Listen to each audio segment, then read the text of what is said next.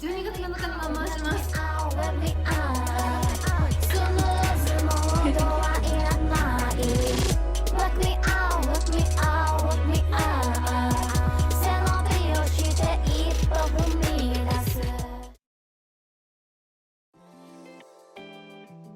はい、シンガーソングラッパーのシアです。長崎生まれの福岡育ちで8、9年くらいラップ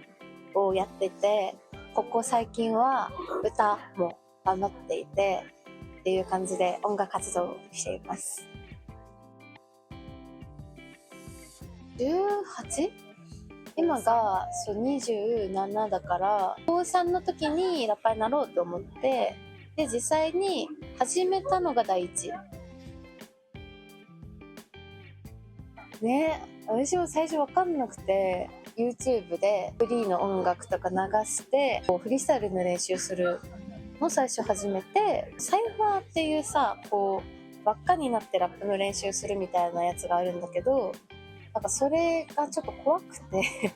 緊張するじゃん。特に知り合いいないし、ラップ下手だし、ハードルが自分には高くて、そこに行く前に大学入ってできた友達となんか学校の中で練習してみたりとか、日本を一周したいみたいな欲望があったから、日本を回りながらヒッチハイクして路上でパフォーマンスをしてみたいなのを一番最初にやってた。でボイパできる友達いて、その子がボイパして私がフリースタイルやるから、例えばじゃあなんか誕生日ですとか言われたら、じゃあその誕生日となんとかとなんとかの単語でやりますみたいなのをやった。まだシアって名前もつけてない頃、全県とまではいけなかったけど大体一周して力をつけて、で初めて普通のラッパーの人たちがやってるサイファーを調べて行ってみたいなのをしました。でそこで初めて行った時にいたラッパーさんが横浜の方でもやってるよみたいなのを声かけてくれて、寝て起きてサイファー行って帰ってきてみたいなのをひたすら続けるみたいなのがあって、その時くらいからラップバトルになんか出たいなっていう、当時シンデレラ MC バトルっていうなんか女性の頂上決定戦みたいなやつを ABEMATV でやってて、それに向かってすごい練習してみたいな。本当は最初音楽やりたいみたいな気持ちがあってラップやりたいってなったんだけど、何から始めていいかが分かんなくて、なんか好きなラッパーさんでクレバさんとかスカイハイさんとかケンズ390さんとかもなんか音楽めっちゃやってる人たちが若い頃バトルしてたみたいなやつを YouTube で見て、こういう人たちもフリースタイルのスキル磨いてた時期があるのかと思って、私もラップバトルからやるかとか。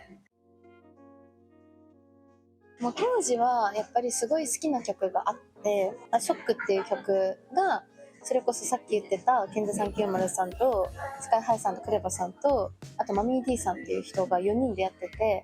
なんかここの5人目になりたいみたいな、なんかこういう人たちと肩を並べてパフォーマンスができるような人になりたいっていう、もうなんか圧倒的な憧れとワクワクと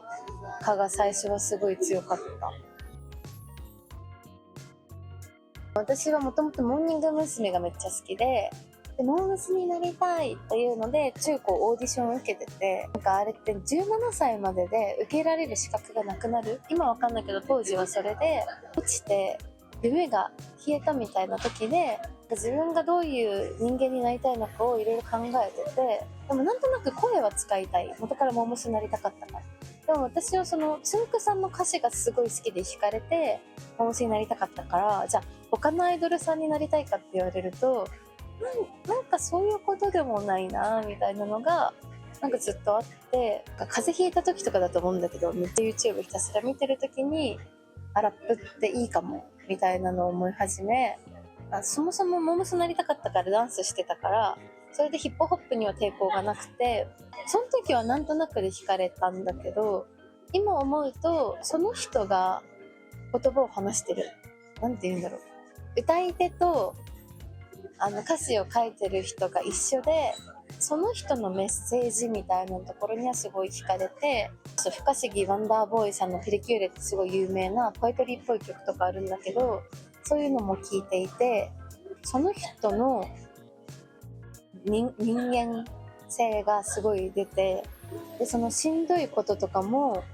歌っていて、それが結構自分に刺さることが多かった。なんか多分いいな、ラップいいなっていうのがなんかちっちゃいのがいっぱい積み重なってって、なんか気づいたら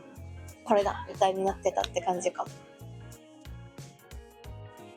大学から東京、それまでずっと福岡の小学校、中学校、高校全部公立。なんかラップやってるって言うと推薦とかって言われるんだけど、めちゃくちゃ一般受験東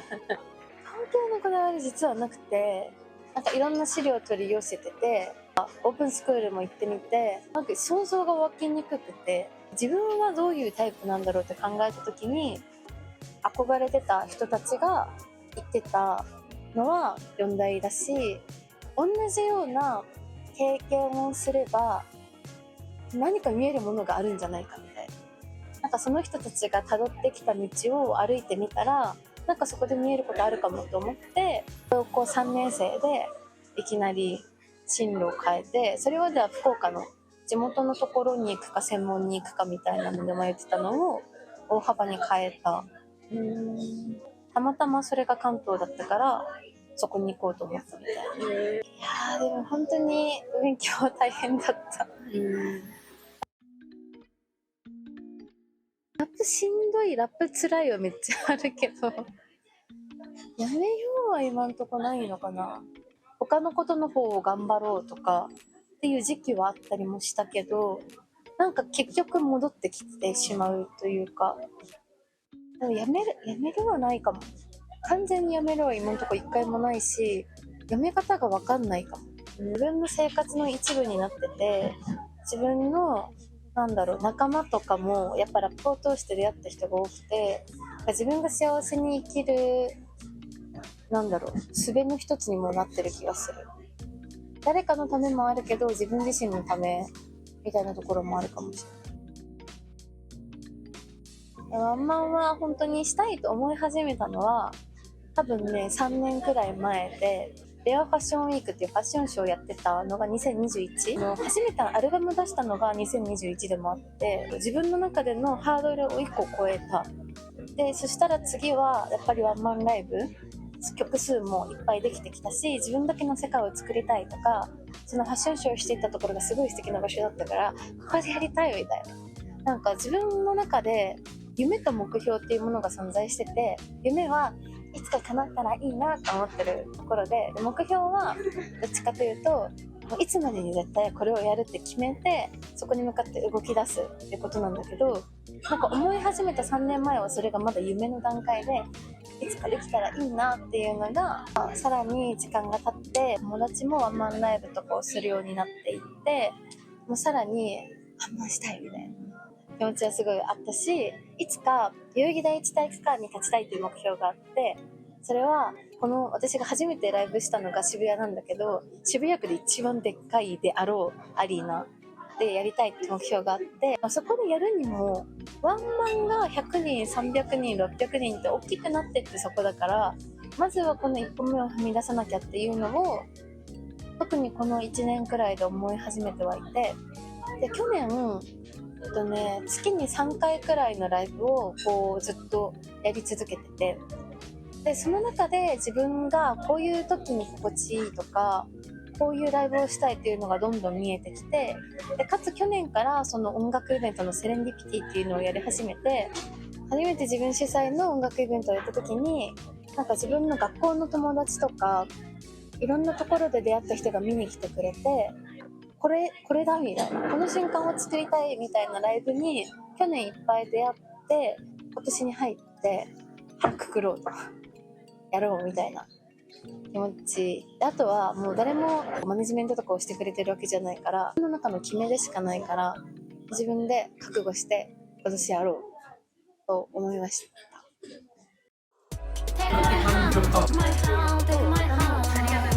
いや本当に頑張って、めちゃくちゃ応援してる。